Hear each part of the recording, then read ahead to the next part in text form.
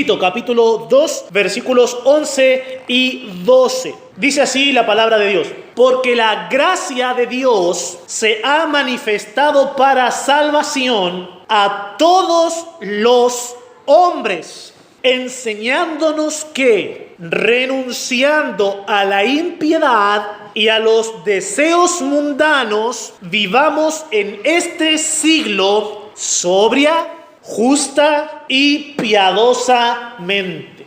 Luego de dar una serie de instrucciones acerca de los diferentes hermanos de una iglesia local, Pablo dice: porque esta palabra es importante. Ninguna palabra, ninguna letra está en la Biblia simplemente porque sí. Aún las palabras más sencillas tienen un propósito. Y esta palabra porque es importante, puesto que es un conector causal. ¿Qué significa esto?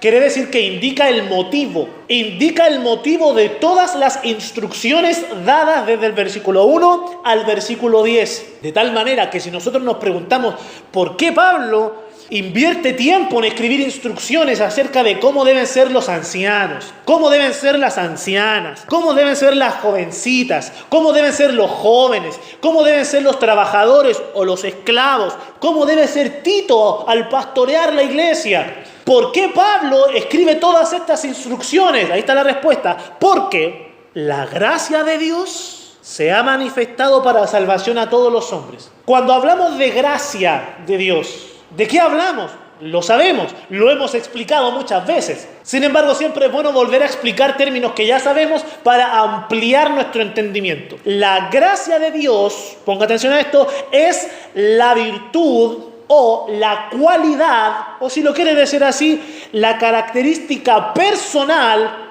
por medio de la cual Dios nos beneficia gratuitamente. Dios nos da cosas para nuestro bien, para nuestro provecho, para nuestro desarrollo y avance, sin concursos ni sorteos. Gratuitamente Dios nos da lo que nosotros necesitamos. La gracia de Dios siempre se relaciona con eso, con elementos de bendición que el Señor nos da. Por medio de esa gracia personal de Dios, Él manifiesta que es bondadoso. Por tanto, Él como un Padre amoroso, porque recordemos que Dios es Padre únicamente de, obviamente, aquellos que han nacido de nuevo y han sido adoptados por Dios.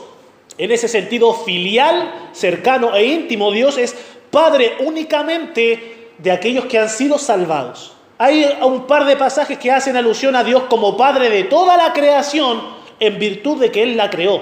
Él la diseñó, Él la formó. Pero en ese sentido de relación cercana y filial, Él es Padre únicamente de los que han sido salvados. Las otras personas no son hijos de Dios en ese sentido, sino únicamente criaturas de Dios.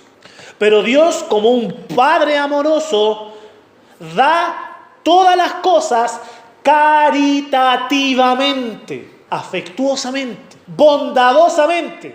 El Word, la aplicación o el programa Word en su computador traduce esta palabra caritativamente como cristianamente. Entonces ahí entendemos que Dios es nuestro ejemplo a seguir acerca de cómo nosotros debemos ser para con otros. Usted se pregunta, ¿cómo yo debo ser con mi cónyuge, con mi esposo o con mi esposa, según corresponda? Mire a Dios y sea como Dios en su matrimonio. ¿Cómo yo debo ser con mis hijos? Mire a Dios y así usted va a saber cómo ser con sus hijos. ¿Cómo debo comportarme con mis vecinos, con mis familiares, con mis amigos, con mi jefe, con mis compañeros? Mire a Dios y va a saber cómo debe comportarse y cómo debe conducirse.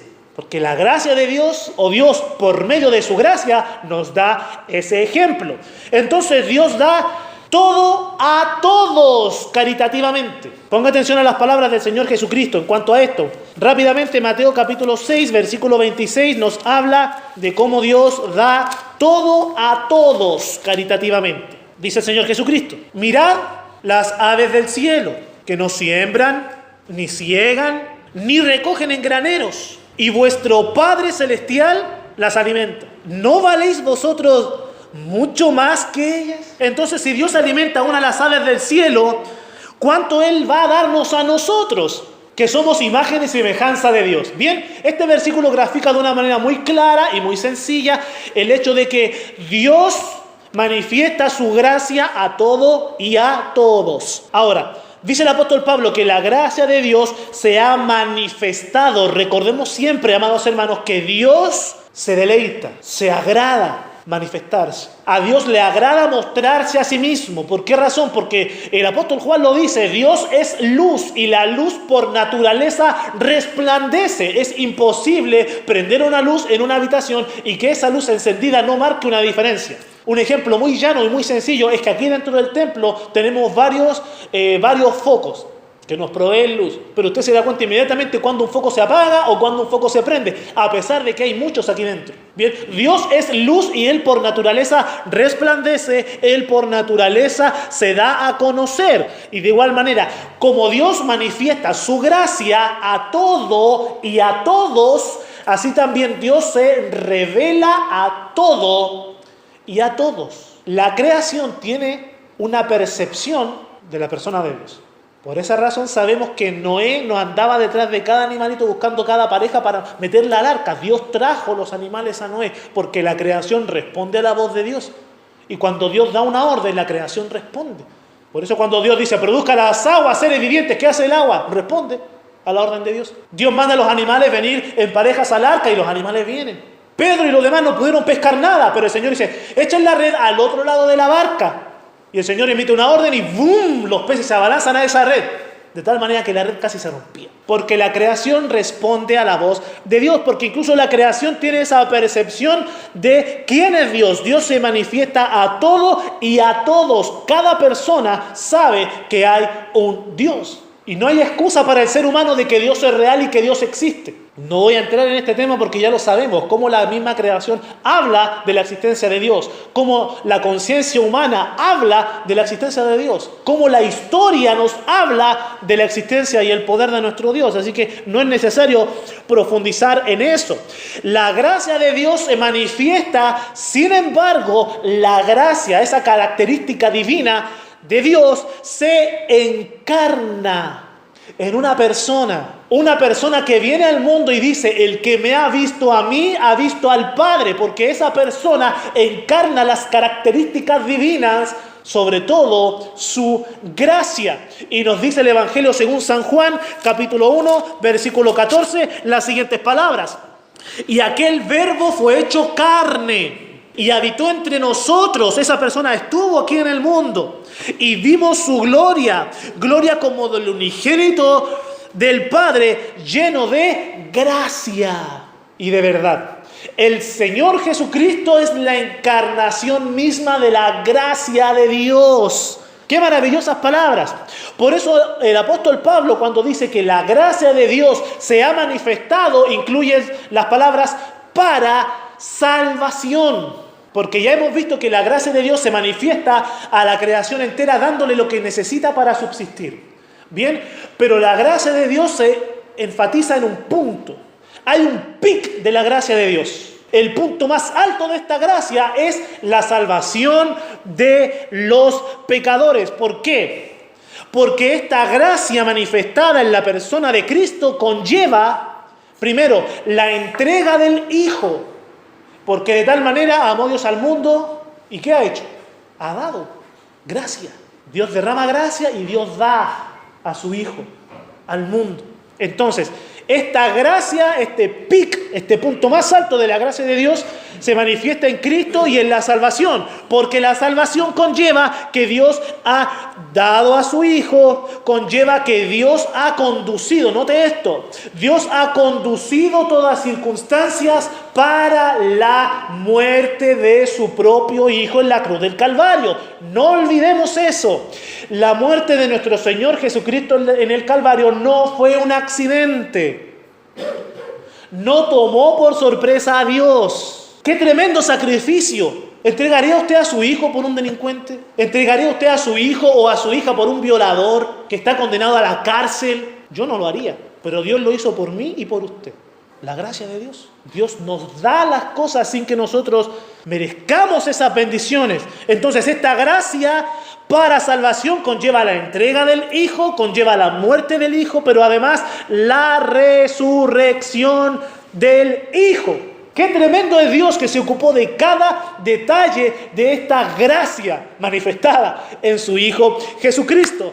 El Señor Jesús, su persona, su vida y su obra es la gracia divina dada al mundo. Por eso en cada Navidad enfatizamos a la persona de Cristo, porque el mayor regalo que se puede dar no lo dan las grandes empresas a los más necesitados. El más grande regalo no lo da un padre a sus hijos, con el bono que reciben en Navidad los que tienen esa bendición. El regalo más grande lo ha dado el Padre al mundo, que es Cristo. Juan 1:17 nos dice que la ley por medio de Moisés fue dada, pero la gracia y la verdad vinieron por medio de Jesucristo. Cristo encarna la gracia de Dios para salvación de los pecadores. Ahora, Pablo invierte aquí unas palabras tremendas.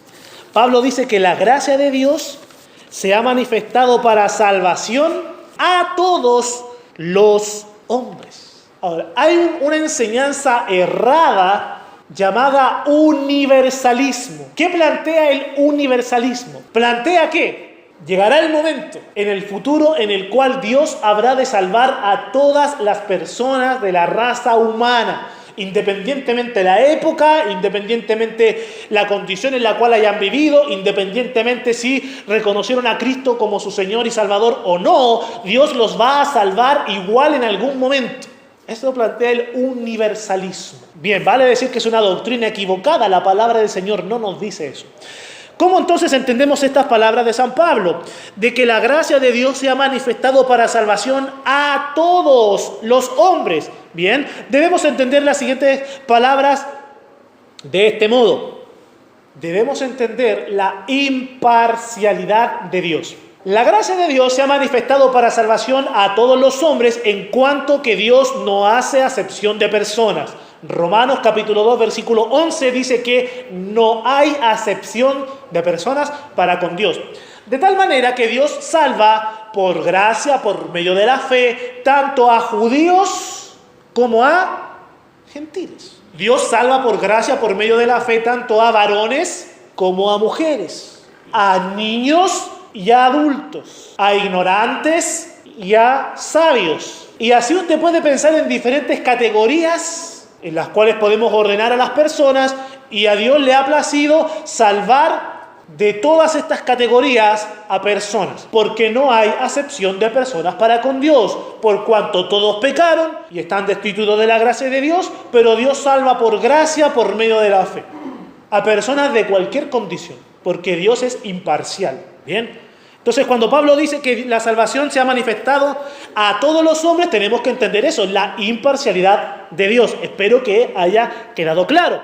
Además, tenemos que entender el alcance de esta salvación que Dios manifiesta. No solamente la imparcialidad, sino también el alcance. Leo rápidamente. No es necesario que lo busque, pues lo busco yo. Marcos capítulo 16, versículo 15. Nos dice lo siguiente. Y les dijo el Señor Jesucristo a sus apóstoles: id por todo el mundo y predicad el evangelio a toda criatura.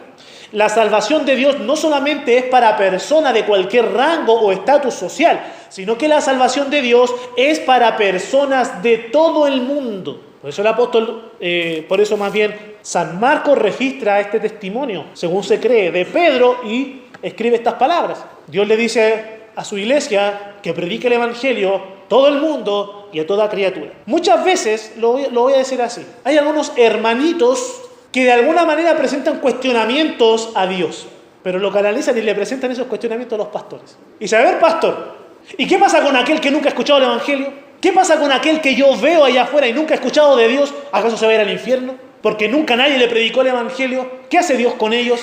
Fíjese cómo somos. Dios nos manda a nosotros predicar el evangelio, y porque nosotros no predicamos el evangelio a toda criatura, luego nosotros le reclamamos a Dios: Señor, ¿y qué pasa con él que nunca escuchó el evangelio? Bueno, la palabra dice: ve tú y predícale el evangelio.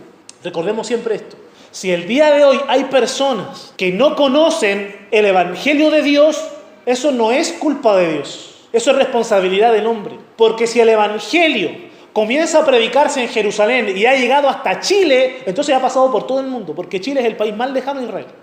Entonces, si el día de hoy hay personas que no han escuchado el Evangelio aún, usted y yo tenemos que tomar cartas en el asunto. Nos toca evangelizar. Porque la gracia de Dios se ha manifestado para salvación a todos los hombres. No solamente a algunos, todos. Para entender correctamente las palabras del apóstol Pablo, necesitamos considerar la imparcialidad de Dios, el alcance y el llamado a la salvación. ¿Qué dice el Señor Jesucristo? Venid a mí todos los que estáis trabajados y cargados. Entonces, ¿quiénes han de venir a Cristo? Todos aquellos que reconocen su condición espiritual. Hay algunos que no vienen, pero no vienen porque el Señor no los haya llamado. Usted muchas veces ha escuchado esa excusa. No, yo estoy esperando que Dios me llame. El llamado ya fue hecho. Falta que el ser humano responda a Dios. El llamado a la salvación es universal. Sí hay un llamado universal y también hay un llamado particular e interno, en el cual el pecador siente algo en su interior que ¡bum!, lo acerca a la gracia y lo regenera. Pero el llamado ha sido dado a todo el mundo. De tal manera que nosotros debemos predicarle a todos, porque el Señor los llama a todos. Note cómo es el amor de Dios. Dios llama incluso a aquellos que Él sabe que le rechazarán. Eso es amor. Tocar a la puerta aún sabiendo que te van a cerrar la puerta en la cara. Ofrecer un regalo aunque tú sabes que te van a rechazar el regalo. Eso es amor, entregarse, darse, aún sabiendo el rechazo que vamos a recibir. Por eso nosotros los padres manifestamos constante amor por nuestros hijos, porque a veces nuestros hijos no se dan cuenta, pero a veces son despectivos con uno. A veces uno como papá o las mamitas nos sentimos bastante mal, porque a veces nuestros hijos no se dan cuenta de cómo son de agresivos con sus palabras o con sus gestos. Yo lo experimento cuando a mi hija le quiero dar un abrazo y un beso y decirle que la amo, y ella está en la emoción de un juego y me tira un manotazo y yo me siento bastante mal. Pero el que ama da, entrega y llama aún sabiendo que va a tener un desprecio o un rechazo. Qué importante es que entendamos el amor de Dios. La salvación de Dios se ha manifestado para salvación a todos los hombres. Luego Pablo dice, enseñándonos. El aprendizaje es esencial en la vida cristiana. No puede haber vida cristiana, caminar en el Evangelio, discipulado, vida conforme a Cristo, si no hay enseñanza, si no hay aprendizaje, si no hay educación. Por eso lo publiqué hace algunos días atrás en las redes sociales, un comentario del pastor Warren Wiersbe, el cual decía: cada iglesia debe ser un instituto bíblico, se debe enseñar la palabra, se debe enseñar la doctrina, porque no hay vida cristiana sin aprendizaje, sin educación. ¿De verdad? ¿Cuál es el elemento que produce que muchos miren mal a la iglesia evangélica? Es que muchos no se dedican a enseñar, se dedican únicamente a condenar. Tristemente hay lugares mal llamados iglesias que se dedican únicamente a lucrar, pero la iglesia está llamada a enseñar. Los pastores están llamados a enseñar, a formar, a edificar, a instruir, a corregir, a exhortar, a redarguir, a amonestar. El aprendizaje es parte de la vida cristiana, es esencial, de hecho, en el caminar con el Señor. Dios quiere instruir y educar a su iglesia en cuanto a una renuncia que cada creyente debe manifestar y en cuanto a una nueva vida. Por eso Pablo dice a Tito las palabras siguientes.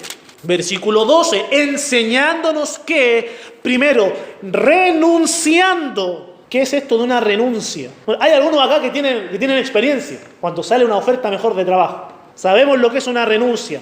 Una renuncia es un abandono voluntario y definitivo de aquello que se posee. Cuando una persona ha sido inducida sutilmente a dejar un cargo, a dejar un lugar, a dejar una posesión personal, cuando se le ha engañado para que lo deje, no se puede decir que esa persona ha renunciado, sino que se le engañó para que se fuera o para que lo dejara. Pero cuando una persona toma la determinación de despojarse de aquello que tiene o posee, hablamos de un abandono. Bien, Pablo habla de un abandono voluntario, es decir, tiene que estar comprometido el intelecto y el sentir del creyente. Un abandono voluntario e incluso definitivo, es decir, de una vez por todas. ¿De qué cosa? Dice acá, renunciando a la impiedad. El creyente debe renunciar ¿a qué? A la impiedad del mundo. Esa debe ser la única renuncia que debe caracterizar a los hijos de Dios. La renuncia a la maldad, a la impiedad. Es decir, todo aquello que Dios aborrece y abomina. Y encontramos ahí en Gálatas capítulo 5, de los versículos 19 al 21, un listado de lo que el apóstol Pablo llama las obras de la carne. Y dice que son manifiestas las obras de la carne, que son adulterio, fornicación, inmundicia, lascivia, idolatría, hechicerías, enemistades, pleitos, celos, iras, contiendas, disensiones, herejías, homicidios, borracheras, orgías y cosas semejantes a esta. O sea, todo aquello que se parezca a algo que mencioné en este listado es iniquidad, es maldad, desaprobado por Dios, aborrecible por Dios. De todo eso el creyente debe despojarse y debe renunciar. El mundo siempre va a ofrecer oportunidades para el pecado, oportunidades para la maldad. Pero el creyente, como ha nacido de nuevo, dice, no, yo ya he renunciado a estas cosas, por tanto no participo de aquellas ofertas que el mundo me da. Aquel que ha nacido de nuevo entiende que ha renunciado de una vez por todas a las ofertas del mundo, porque siempre van a haber ofertas para pecar, siempre, todo tiempo, en todo momento. Aquel pastor, aquel ministro que lleva 5, 10, 15, 20 años, 50 años de ministerio, el mundo sigue trayéndole ofertas para pecar. Y gracias al internet no necesitamos ir muy lejos para que las ofertas lleguen a nuestros ojos, las ofertas al pecado. El creyente entiende las palabras de Pedro, primera de Pedro, capítulo 4, versículo 3. Tómelo personal esto. Escuche las palabras directas, por eso me gusta leer al apóstol Pedro, porque es claro, directo y tajante. Baste ya.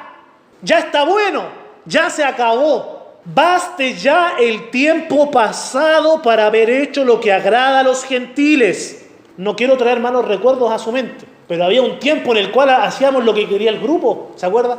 Que éramos influenciados por nuestros amigos, que a veces nos mirábamos al espejo y nos decíamos, oye, estás haciendo el ridículo porque los demás te están influenciando.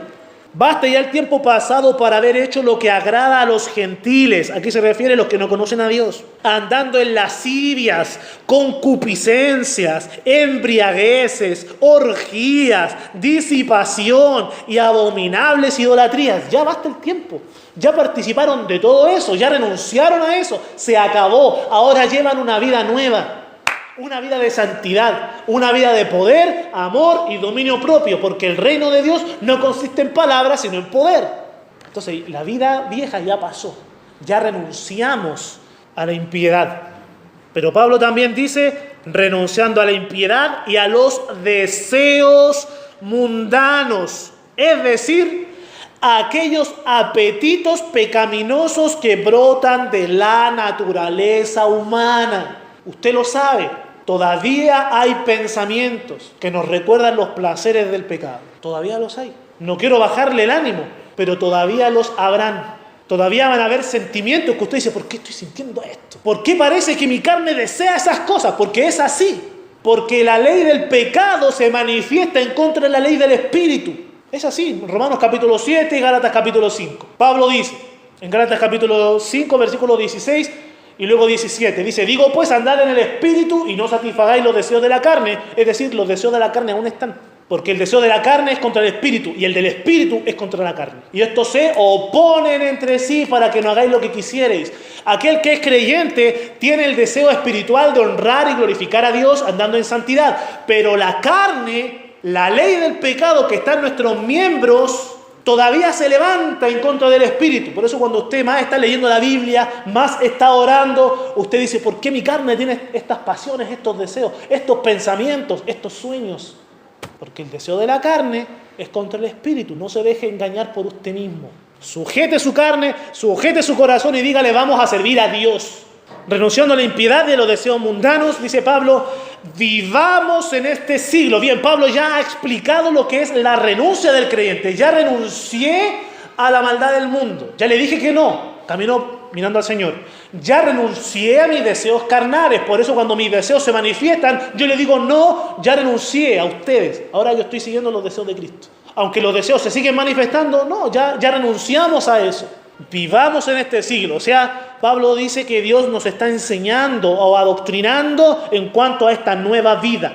Luego de exhortar a la renuncia, Pablo ofrece la mejor alternativa, conducirnos en este mundo, dice Pablo. Mundo no solamente se refiere al planeta, al globo, sino que se refiere a la era, es decir, a la época que se está viviendo. Algunos plantean a la dispensación que se está viviendo, es decir, al periodo de la iglesia, según la vida que nos ha sido dada por medio de Cristo. Renunciamos a la impiedad, renunciamos a nosotros mismos, ahora vivimos para agradar al Señor, es decir, de manera sobria, dice Pablo. Este aspecto, la sobriedad, tiene que ver con uno mismo, ¿bien? Uno debe conducirse santamente en cuanto a uno mismo. Cuando habla aquí de sobriedad, está hablando de autocontrol, de dominio propio. Es decir, tener nuestra carne y nuestras emociones sujetas. Ponga atención a esto. No lo olvide jamás. Hágale un favor a su santidad, hágale un favor a su alma y nunca se olvide de esto. Usted debe controlar sus emociones, no sus emociones a usted. Usted debe controlar sus apetitos carnales, no los apetitos carnales a usted. El mundo le enseñó toda su vida y le dijo, el corazón manda. No, el corazón no manda, porque engañoso es el corazón más que todas las cosas y perverso. ¿Quién lo conocerá? A mí todavía me sigue sorprendiendo cada día cuánto pecado puede producir mi propio corazón. Por eso yo no dejo que mi corazón me domine ni me controle. Por eso usted me escucha siempre citando la Biblia, la palabra de Dios, porque yo no puedo confiar en mí mismo. No me queda nada más que agarrarme de este libro con toda mi fuerza para conducirme según la voluntad de Dios. Tenemos que vivir sobriamente. Vivimos según lo que sabemos, no según lo que sentimos. No lo olvides jamás. Pablo dice que tenemos que conducirnos de una manera justa. Mientras la sobriedad tiene que ver con uno mismo, la justicia que se menciona tiene que ver con las otras personas. Es decir, aplicamos las verdades y los principios bíblicos en nuestro andar diario y en nuestra relación con nuestro prójimo. Lo mismo, delante le dije, ¿cómo conducirnos o cómo tratar a nuestro cónyuge? Mire a Dios. Perfecto. ¿Cómo miramos a Dios? A través del sagrado libro. Vamos a la Biblia, obtenemos las instrucciones necesarias y las ponemos en práctica en nuestro matrimonio. Vamos al libro, obtenemos los principios y los aplicamos en nuestra paternidad o en su maternidad, según corresponda. ¿Qué trabajo tenemos que escoger? ¿Cómo debemos desarrollarnos en nuestro ambiente laboral? Vamos a la palabra de Dios, obtenemos los principios y los aplicamos en nuestro trabajo. ¿Cómo debo pensar? Voy a la palabra de Dios, obtengo los principios y sujeto mi pensar a lo que está acá, para conducirme y llevarme con mi prójimo según lo que la palabra establece. Y Pablo dice que debemos vivir en este siglo piadosamente. Mientras la sobriedad es el aspecto con uno mismo, la justicia es el aspecto con el prójimo, la piedad que se menciona es el aspecto para con Dios. Es decir, debemos conducirnos en esta vida con una genuina devoción a Dios. En Él está nuestro deleite, en Él está nuestro placer, en Él nos gozamos, con Él deseamos tener comunión y disfrutar ese tiempo. Vivimos piadosamente y usted se va a dar cuenta que la piedad impacta la justicia en la cual vivimos y la sobriedad en la que nos conducimos. Porque la comunión con Dios es el núcleo de cómo nos comportamos en lo personal y de cómo tratamos a otros. Por eso para mí es tan importante pasar un par de horas con el Señor cada mañana. Porque aparece mi hija y llega a la oficina donde yo estoy leyendo y orando, y entonces ya empieza mi trato con los demás. Entonces necesito del Señor cada mañana para llenarme de Él y luego poder conducirme durante el día. Por eso nos sentimos tan frágiles cuando en la mañana leemos un versículo rápido desayunando y partimos al trabajo. Nos debilitamos porque nuestra justicia y nuestra sobriedad descansan sobre nuestra piedad, nuestra comunión con el Señor. Hay un viejo dicho que dice: no necesitamos aprender más Biblia, necesitamos aplicar lo que ya sabemos. No es un dicho incorrecto. El dicho correcto sería: debemos seguir aprendiendo de la Biblia, debemos seguir aprendiendo de Cristo, ser transformados por Él y aplicar todo lo que estamos aprendiendo. No podemos negarnos al aprendizaje. Recordemos que el aprendizaje es parte de la vida cristiana, es esencial en nuestro caminar con Jesús.